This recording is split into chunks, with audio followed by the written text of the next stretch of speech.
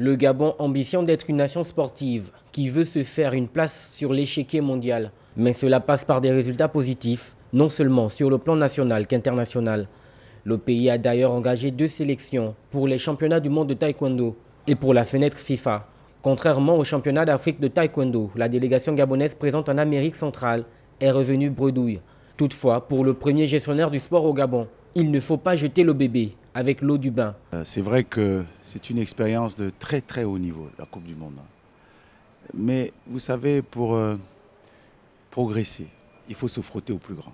Pour leur part, les Panthers version football ont enchaîné 8 matchs sans défaite depuis la CAN 2022. C'était bon parce qu'à 3 mois des matchs éliminatoires de la CAN Côte d'Ivoire 2023, c'était important que le groupe se retrouve pour, je dirais, comme je l'ai dit en Turquie, à Antalya, pour répéter leur gamme, leur tactique. Et le coach a essayé plusieurs fois, a changé, a fait tourner beaucoup.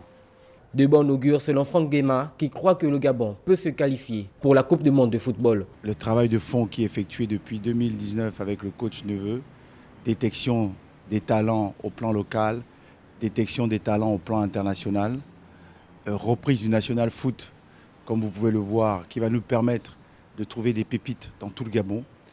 Je peux vous assurer que ce travail-là, d'une tanière apaisée, rigoureuse, studieuse, dans la joie, bien sûr, et puis le soutien indéfectible du chef de l'État, Ali Bongo Ondimba, fera que je suis convaincu que l'équipe du Gabon, les Panthers, sera à la prochaine Coupe du Monde. C'est un pari que je prends. Prochaines échéances pour le taekwondo, les Jeux africains et les mondiaux de Bakou, d'une part, et les éliminatoires de la CAN 2023 pour les footballeurs, d'autre part.